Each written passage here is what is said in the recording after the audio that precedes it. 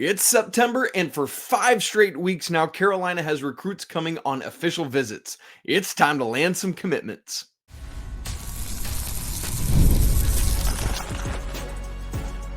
You are Locked On Tar Heels, your daily podcast on the UNC Tar Heels. Part of the Locked On Podcast Network, your team every day. Hey there, what's up? It's Tuesday, September 3rd, 2024. Welcome into the Locked On Tar Heels podcast, the only daily North Carolina show out there. I'm your host, Isaac Shade, and you're joining me at the place to get your Tar Heels content every single day. It's all part of the Locked On Podcast Network. Thanks for making us your first listen or watch, and I want to send a special welcome to all the everydayers out there, as well as all the members of the Locked On Tar Heels Discord family and all the great Locked On Tar Heels insiders out there. This episode is brought to you by Ultimate College Football Head Coach, which is a brand new mobile game, completely free, has no ads, and is 100% playable offline. Use the promo code LOCKEDONCFB, all caps, inside the game store to receive a free boost to your program. Begin your coaching legacy today. Gang, it's Tuesday, and we're just getting closer and closer to Saturday. More football. That means we're also getting closer and closer to basketball. It's just the best time of year. So here's where we're headed today on the show. It's going to be a loaded slate of recruits coming to visit Carolina basketball over the course of the next 5 weeks. We finally have a depth chart for Carolina football.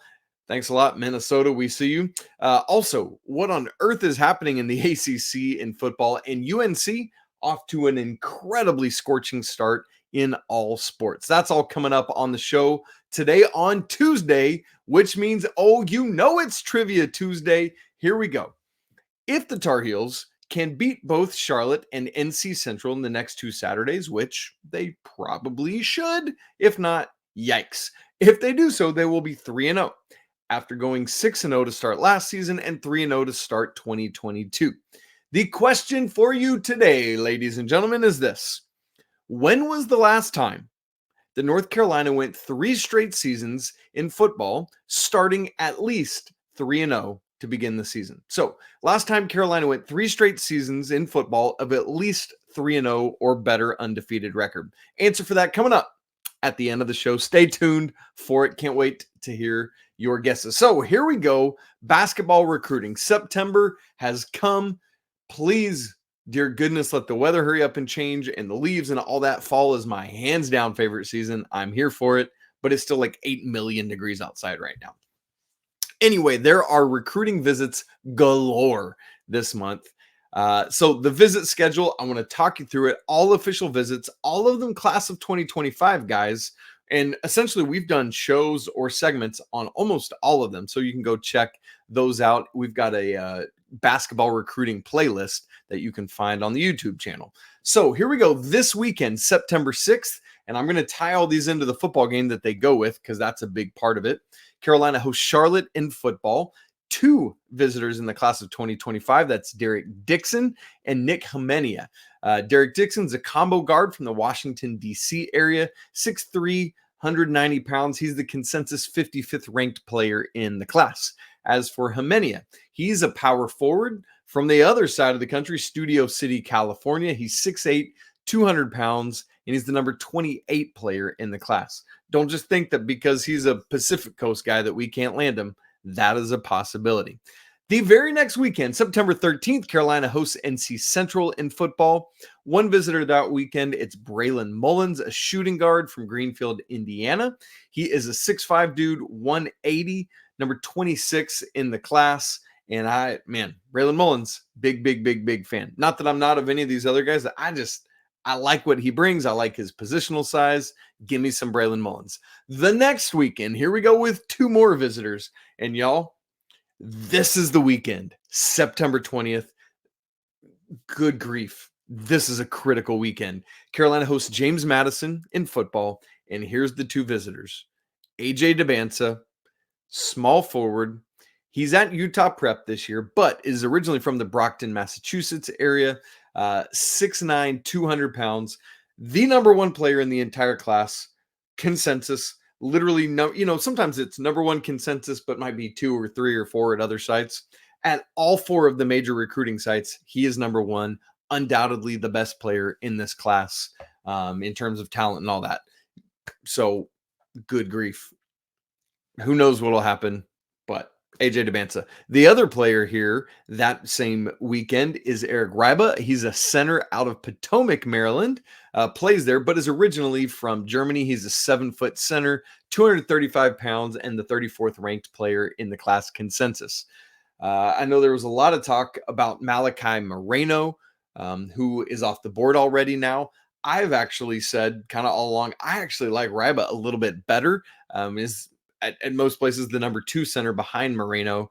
And so I would love to land him. So if you're going to go 2-0 on a weekend, baby, it's September 20th. So all eyes on that weekend. The next weekend, September 27th, this is when Carolina is on the road, but it's at Duke. So maybe Isaiah Denis, who's visiting on his official visit that weekend, will go along with the guys to that game. I'm curious to see what happens there. Denis is a combo guard out of Davidson, North Carolina, so he's an in-state kid. He's 6'5", 165, 64th ranked player in the class. From a lot of the rumors and things I've heard, he's one that Carolina seems to have a good in with, being an in-state kid. There's a lot of possibilities there, so we'll see. And then wrapping up this 5-week stretch of recruit after recruit after recruit, October 4th against Pittsburgh, Acaden Lewis, who has flown up every recruiting chart I have seen this out. I mean, this dude has just blown up on the scene, and he's gone from like a couple offers from some good schools to like everybody and their brother is after Acaden Lewis. He's a combo guard, also from the Washington, D.C. area, similar to Derek Dixon, although from a different school.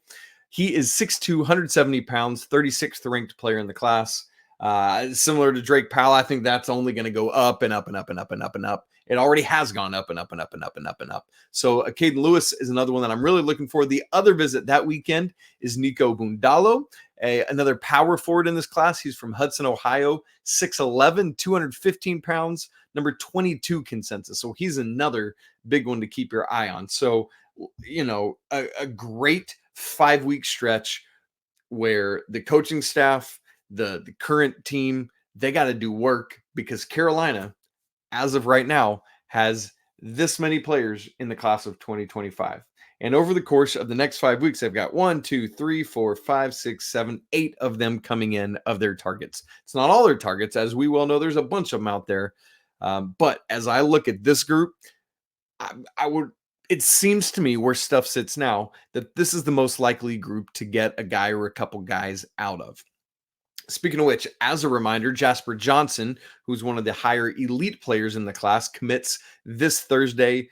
From everything we hear, it sounds like it's down to Kentucky or Alabama or North Carolina, but it sounds like the hometown Kentucky Wildcats are by far the front runners. They didn't seem like they were for a long time. For a long time, it felt like it was Carolina or Bama.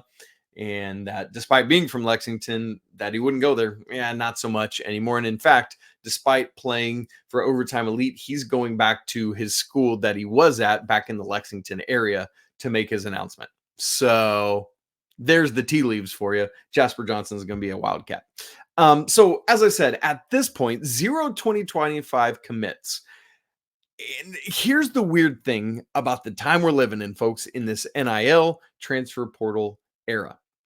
I'm not going to be saying COVID era anymore, because after this year, it's, you know, there's going to be a few outliers because of some injuries and stuff, but RJ Davis, his class, that's it for COVID eligibility. So the question is, exactly how many high school recruits do you want in this day and age? The thing is, the answer is different schools, different coaches are going to do it different ways. For example, at Marquette, Shaka Smart is not been taking transfers. He's not getting into the transfer portal. Literally this year, zero transfers on their roster, or out of this year's class. I guess I can't speak to on their roster, period. But this past cycle, 0 transfers. The only other power conference school to not take any is Purdue. And so literally Marquette is still working at growing completely through high school recruiting. As for Carolina, it seems like, from what we're reading from the tea leaves, that Coach Davis is trying to strike a balance between high school recruiting, getting a couple of these guys as well as filling things out from the transfer portal, because even though COVID eligibility goes away, so there's going to be a couple fewer. By how many fewer, we don't know that yet because we haven't got to next April. But we still expect to see a massive haul in the transfer portal year after year after year, and that Carolina will be active in it. So it really seems like Coach Davis is going to strike that balance, homegrown talent, and then bring in guys to fill out that roster and legitimately use those transfer guys.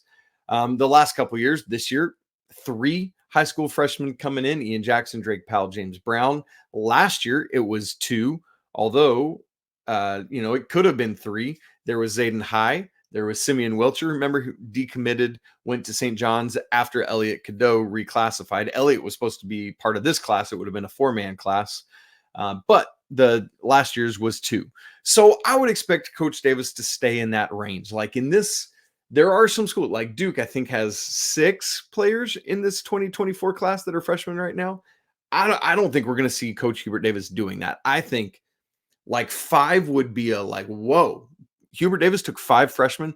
I think 4 is going to be routinely the max, with at least 2. I would say 2 to 4 is going to be that range every year. And in terms of how many he actually goes after, a lot of that, truthfully, is going to depend on who they are. For example, if Carolina can land AJ Dybantsa, and boy, wouldn't that be wild, he is going to be a one-and-done basketball player. But there are others who you might get, and they will be around a couple years, that you're going to develop.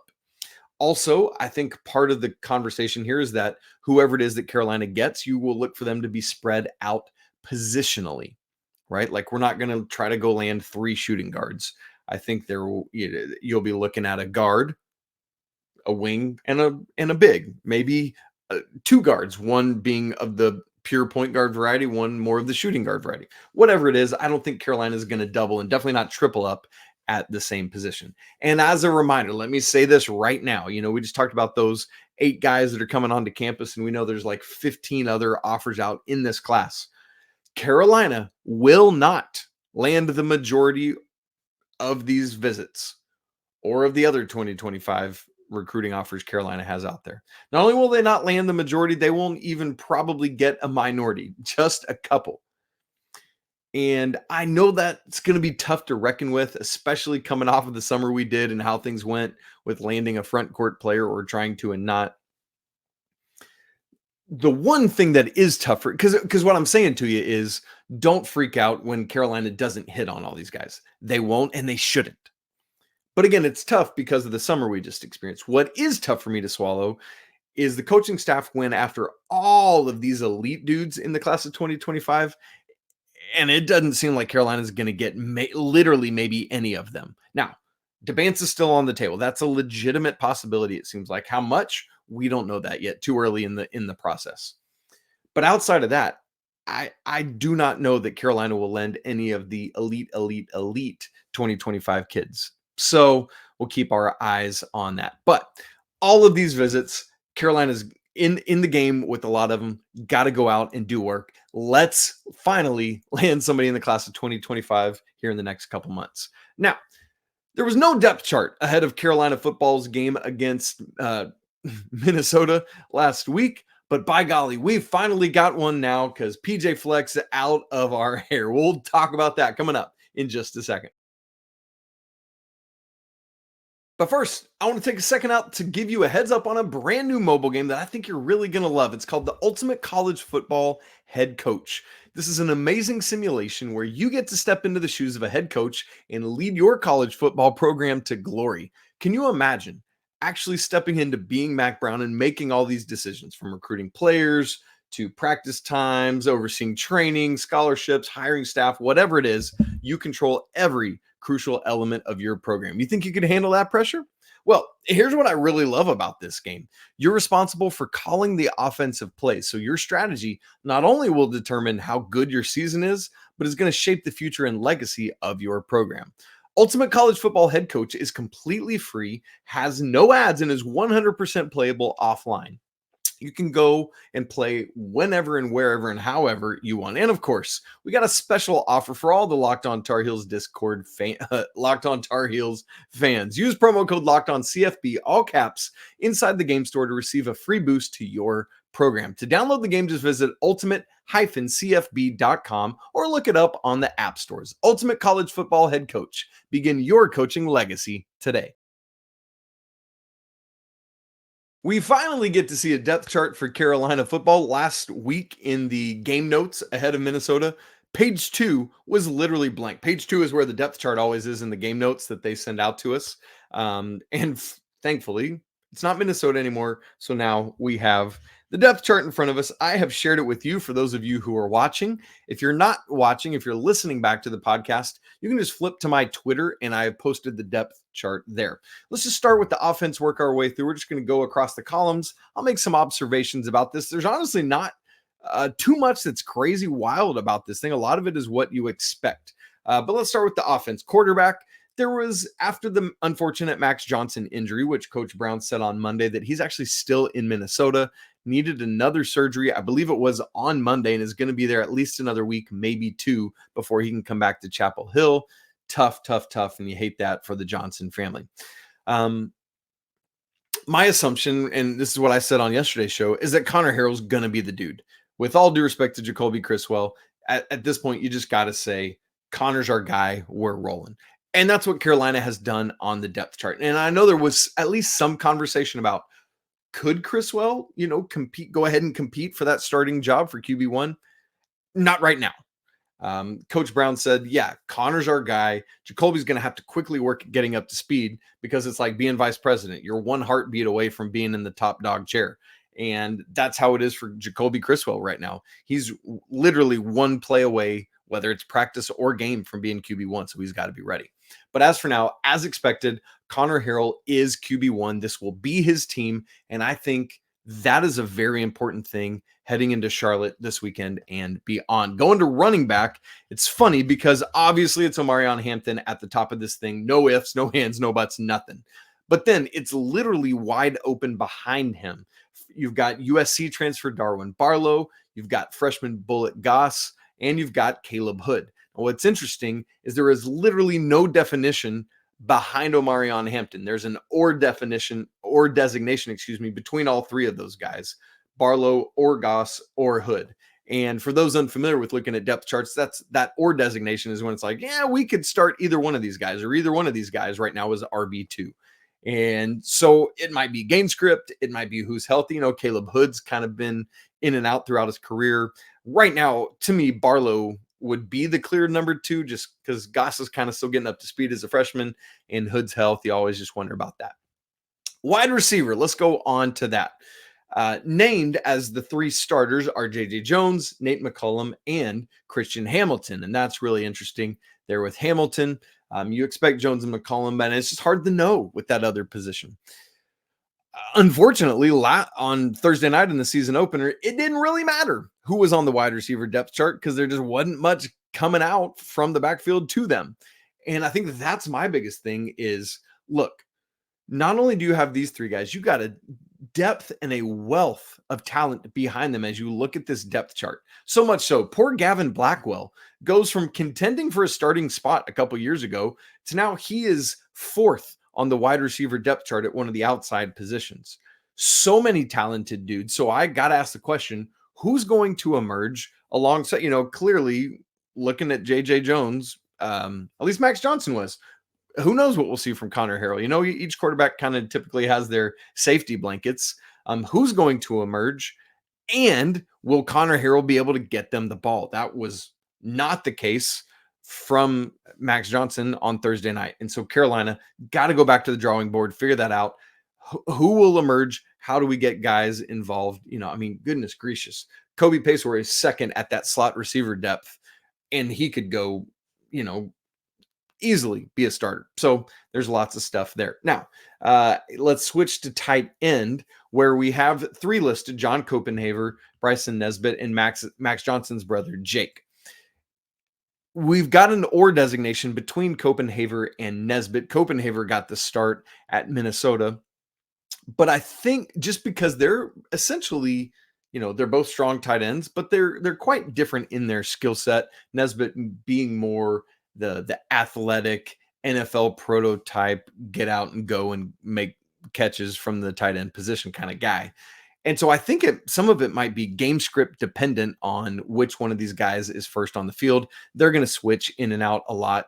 Obviously, we'll see 2 tight ends a lot. There will be all of that. So again, same thing as we asked with the wide receivers. Who's going to emerge and can we get them the ball? You got one of the best tight end rooms in the entire nation. Got to utilize it. And then across the offensive line, everything was as expected. Howard Sampson at left tackle, Austin Blasky at center, Willie Lampkin at right guard, Trayvon Green at right tackle. The surprise to me at Minnesota was true freshman Aiden Banfield starting over Ja'Kiah Leftwich at left guard. And Banfield is number 1 on that left guard depth chart. And so to be able to have that trust in a true freshman blocking for, not Drake for a brand new quarterback is, man, that's big time. And so it's going to be neat. Hopefully you get multiple years out of Banfield and he can be just kind of the anchor for this unit as we go through the next couple seasons. But the other thing, man, Zach Rice is 3rd on the right guard depth chart. It's just hard to believe that here we are multiple years later. And I just keep expecting and hoping that he'll be able to get it figured out and put together. And it looks like we're still waiting on that. Let's switch to defense now. Across the defensive line, it's all the guys you expected. Des Evans tops at the end, followed by Bo Atkinson and Jacolby Cowan. I mean, the fact that Jacolby Cowan is 3rd down on that end depth and he's in there making plays in this Minnesota game just already shows you that we are going to utilize this depth across the D-line, and that is great news. At the nose position, Kevin Hester at the top, Josh Harris, and then Joel Starling's behind him. At tackle, Javari Ritzy, as expected. Travis Shaw right behind him. This is a big year for Travis Shaw. We need to see big things from him. Even 2 more behind them. And then at rush, you've got the Butcher, Kamen Rucker, followed by Tyler Thompson and J. Ron Harvey. So you just see, just in the fact of all these names listed across the defensive line, just that has to be a storyline of this season, is utilizing all of those names that we are looking at right now. Because you got to keep that starting group fresh and ready to go, not only late in games, but late in the season. And across that defensive line, no or designations, man. It is Jeff Collins is very firm in what he's doing there. Linebackers, another place where there's no surprises. Mari Campbell, Power Eccles as the starters. You got Caleb Laval, you got others behind them. But again, no or designations. It is clear and obvious those 2 guys. And then in the secondary, your 5, it's all the guys that started last week. Marcus Allen and Elijah Huzzy at the corner position, Stick Lane at free safety with DeAndre Boykins behind him. Interesting that Boykins is listed there and not at the star position. And then Jakeem Harris at strong safety, who was the leading tackler last Thursday, followed by Will Hardy and freshman Malcolm Ziegler, who I think is going to be a great player in his time at Carolina. And then at that star position, multi-sport player Caleb Kost is the guy there. Again, no or designation. So that means the entire defense, there are no ors for Jeff Collins. He's like, here's my starter. Here's who we're going with. No questions asked. Boom, boom, boom, boom, boom. You love to see it. And then special teams. This is always interesting to look at who's coming back with kicks. Kick return, Nate McCollum, followed by Darwin Barlow. Punt return, Elijah Huzzy with McCollum behind him. And then we get to the kicking specialist, Liam Boyd, the kickoff guy, 5 of 6 on touchbacks last week. And the one that wasn't a touchback, as a reminder, who was it we were just talking about? Malcolm Ziegler, I believe it was, got the tackle on that one. Interesting on special teams at like the 24. So things are looking good there. And Noah Burnett behind Liam Boyd at place kicker. Just the flip. Burnett as the 1, Boyd right behind him. And then the punter, Tom McGinnis, really nice turnaround for him in week 1 after struggling a bit when he was forced into action last year following that kind of freak injury that brought him into service. And so really good to see him prepared and ready to go. And hopefully, we don't want to overreact to week 1. That's always a thing. But I was encouraged by what I saw off the foot of Tom McGinnis. More of that, please, sir. And so I said, on the defensive side of the depth chart, 0 or designations. There were only 3 across the entire depth chart. Usually you're seeing these depth charts that are just full of them. And it's like, this is laughable. What are we even doing? So thank you, Carolina coaching staff, for not giving us a bunch of oars to row our boats in. PJ Fleck, there's another shot at him on the way out. Staying with football, the ACC is off to an absolutely weird start. Who knows what's going on with it, but I'll tell you this, it's wide open, and those Tar Heels could slide right on in. We'll have that conversation and answer our Tuesday trivia question in just a second. Right after I tell you about 5-Hour Energy, which fixes tired fast. When you've got a long list of DIY projects to tackle at home, take a 5-Hour Energy shot so you can check off everything on that list. And if you're like me, you always got a large list of those home projects. So when you go get your supplies, don't forget the most essential one, a 5-Hour Energy shot. 5-Hour Energy is the brand that hardworking people have trusted for over 20 years to give them the alert and energized feel they need to get through a busy, hectic day. You always know where to find 5-Hour Energy. It's right there by the cash register at just about every convenience and drug and grocery store that you can find nationwide. So go stock up on money-saving multi-packs to make sure you never run out of delicious, energizing 5-Hour Energy shots. Just go to 5hourenergy.com, that's the number 5, not spelled out, and get some 5-Hour Energy product today. You can order using my promo code LOCKEDONCFB to receive 20% off your order. That offer is only valid until September 30th on one order and cannot be used or combined with any other promotions, and that code is no good on any subscription orders. So go to 5hourenergy.com and get yours today. What in the world is going on with ACC football early this season? As we all expected, Florida State, Clemson, and Virginia Tech are a combined 0-4 right now. I guess we probably actually would have guessed the Clemson side of it because they played Georgia in week 1. But Virginia Tech lost at Vandy. Now Florida State has lost to both Georgia Tech and Boston College. Those 3 teams are a combined 0-4 right now. With Florida State specifically, it's like y'all boys got a lot to figure out right now. They're 0-2. DJU clearly, I mean, he wasn't it at Clemson. Why do we thought he was going to be coming back to Florida State? No. And that touted D-line that's supposed to be like, hey, watch this D-line because it's just full of NFL linemen. Maybe so. But they haven't shown anything as a cohesive unit. And I tell you what, if those boys don't get their stuff figured out by November 2nd, when the Tar Heels are in town, Omarion is going to run for approximately 392 yards against them. Obviously, I'm being silly with that, but legitimately, did you see Boston College run through? And I know Boston College prides itself on its lines, but still, I can't wait for that one. No, nothing says we're going to win it.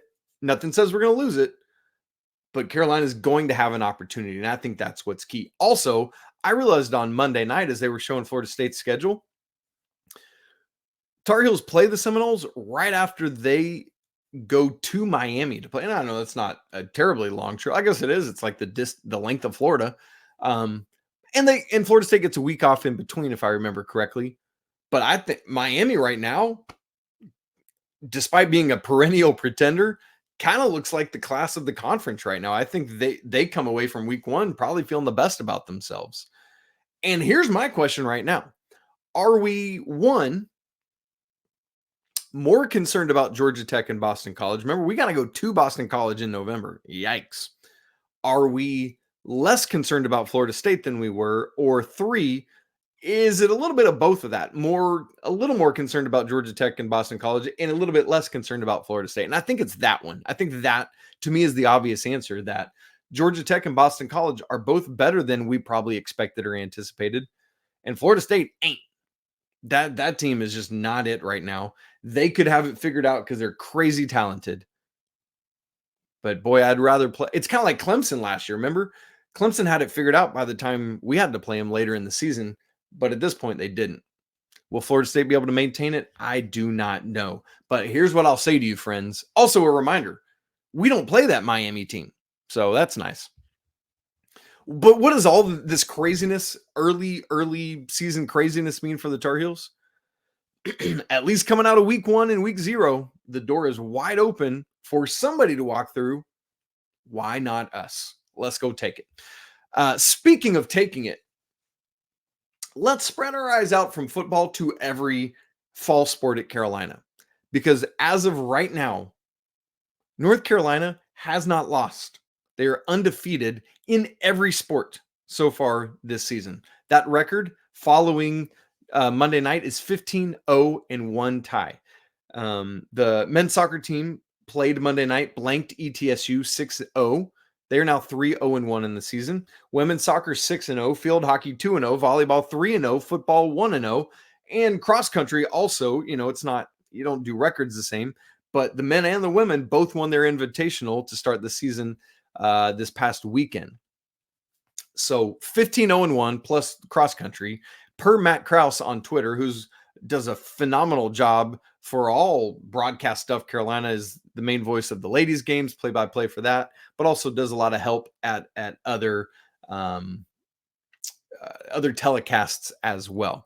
He said on Twitter on Monday, Carolina's 14-0-1 record at that point before the men played soccer on Monday night start across the 5 fall team sports, men's and women's soccer, field hockey, volleyball, football, is the longest run to start an academic year without a defeat in the 21st century. So Carolina off to a great start. There's going to be losses, but man, this is a great way, great energy to start the year. Let's keep it rolling. Tuesday trivia, we got to get to our answer.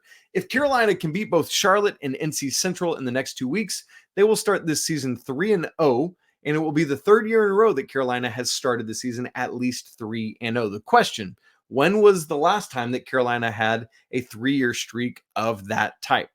Ready for the answer? 1979, 80, and 81. Carolina started off 4-0 in 79, 7-0 in 80, and 6-0 in 81. Now, this would be, if Carolina did this 3-year streak, it would be just the 6th time in program history. This last 3 years, that one I just told you, 79, 80, 81. Listen to how far back we're about to start going. 70, 71, 72, 19, 11, 12, 13, and 14, the only 4-year streak. 1901, 02, and 03, and then 18, 97, 98, and 99. So, 70s on, it's happened twice, and maybe this year adds a 3rd. But before that, it had been since 1911 since this had happened. So, pretty crazy stuff that Carolina has done. So for all the Fire Mac Browners out there, I'm not with it. Guys, thanks so much for tuning in. If you've not subscribed to Locked On Tar Heels on video and audio, make sure you do that so that you don't miss a second of our show. If you're not part of the Locked On Tar Heels Discord, we would love to have you in there. Come for the Tar Heels, stay for the community. It's a great place to be. It's 100% free, and the link is in the show notes. If you would like to be even closer to me and this program, you can join the Locked On Tar Heels Insider program. Everyone gets a free 14-day trial, and after that, it's just $5 a month to have one-on-one direct texting access to me, as well as free access to all of my stats and charts and data and all that kind of stuff. Would love to have you as part of that. It's just started a couple weeks ago and is already growing like crazy. Come on in and join us, especially now that football and really soon basketball is going. All right, gang, it's always a great day to be a Tar Heel. We'll talk again tomorrow, but until then, peace.